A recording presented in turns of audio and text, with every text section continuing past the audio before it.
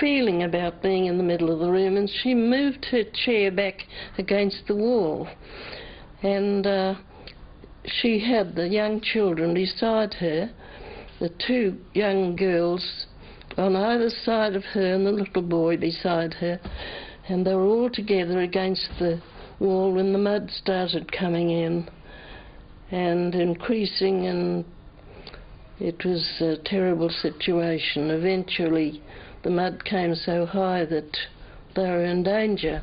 The two children, little Mona on my lap and Adolphus beside me, talked on for some time. I suppose the mud began to press them. A button on my dress was forced deeply into Mona's cheek. Mona said, "Give me more room, Dolphy, you are pressing me up." He replied, "I can't help it." Mona cried to me to give her more room, as I was pressing her against the beam, but the load of volcanic mud pouring down on me prevented me from being able to render any assistance, and the child was crushed and smothered in my arms and died. My little boy, who had been standing by me, said, "We can't live, can we?"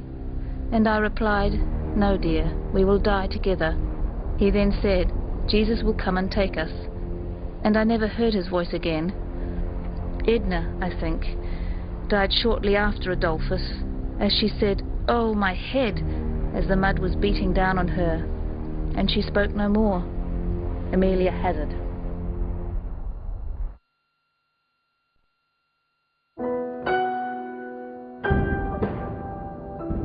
On the 10th of June 1886, dawn did not break at Tarawera. The air was full of ash, smoke and debris, but at about 8 in the morning the light gradually intensified to a nightmarish gloom. There was total devastation. Places they had known had disappeared. There was mud up to the rafters of some of the smaller houses. There was the worry of what had happened to their children, to their wives, to their families. They didn't know where they were. Most fortunately had been lucky enough to get to Sophia's whare or to Hine Mihi, or in some cases remained in their own houses, which were fairly substantial and withstood the weight of mud that had been dumped on them.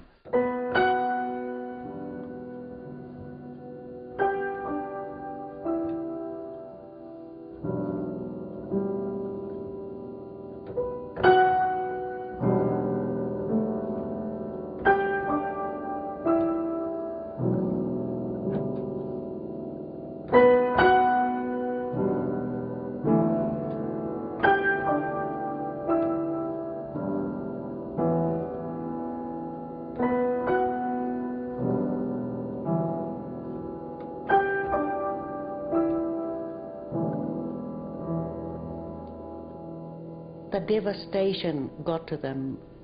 They couldn't believe that where it was so verdant and lovely, well, pasture land, they were cultivating crops.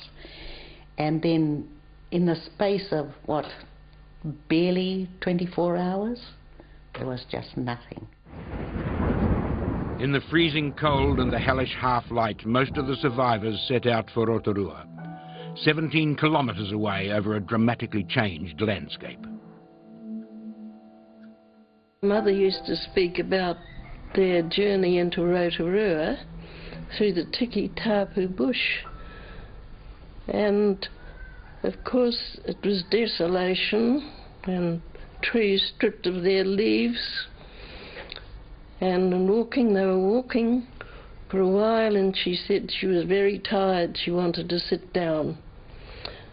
And they said, "But you can't, don't you see the danger around you?" She said by that time she had no feeling, no sense of danger. So evidently it was shock. And for the people of Rotorua, there was terror that everybody out here had probably been lost at Te Wairoa.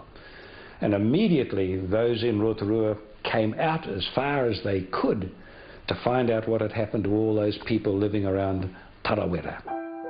As we reached the Blue Lake, we were met by our friends from Rotorua who came to look for us, thinking we were killed.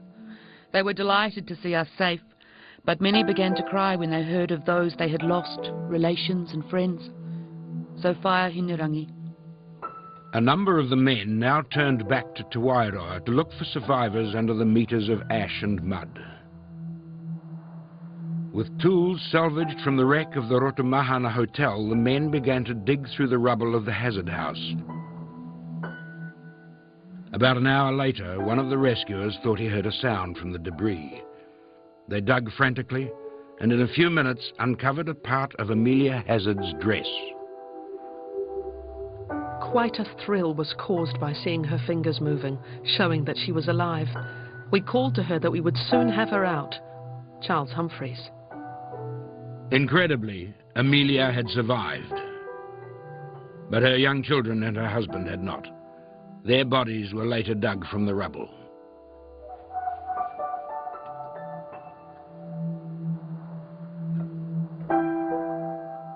Over the next 2 days, more survivors were found amidst the ruins of Tarawera. But the Tūhourangi would not search for Tūhoto and were anxious to leave him buried, lest unearthing him provoke fresh disasters. They had no time for him, saying that he caused everything. And I don't believe that. Eventually, several of the Europeans decided they would look for Tūhoto.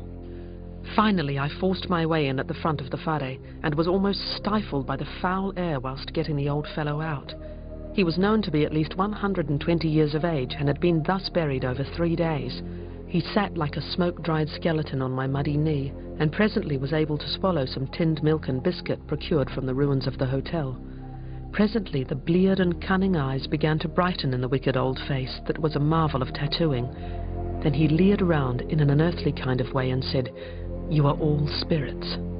Arthur Vaughan. In the days immediately following the eruption, no one had been able to cross the lake to determine the fate of the many Maori living beneath the mountain. After dragging a pair of boats on a cart 17 kilometres across the mud and ash from Rotorua, a search party set off to find out. The boat's first destination was Mauda, a small village at the edge of the lake.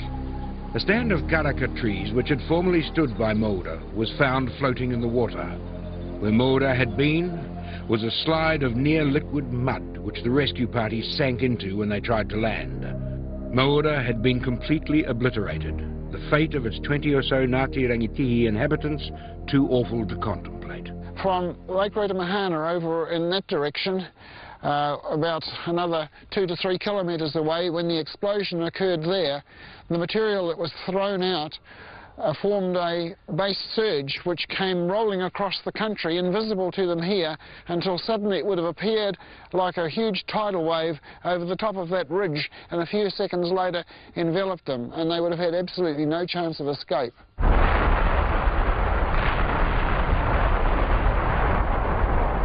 Ake hōtau, e hinga tū, te pō, moi mai to te tāliki, a te rungarawa, moi mai.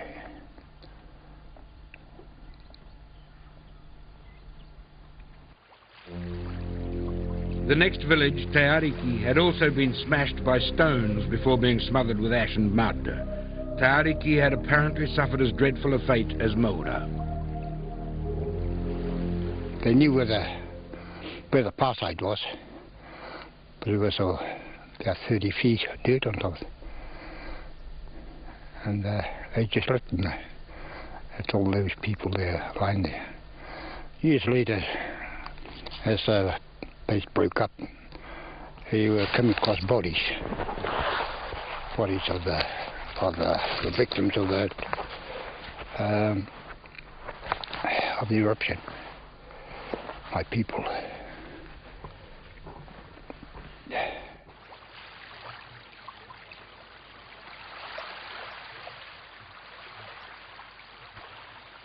Abandoned by his people, Tūhoto Ariki was taken to the Rotorua Sanatorium and placed under the care of a European doctor.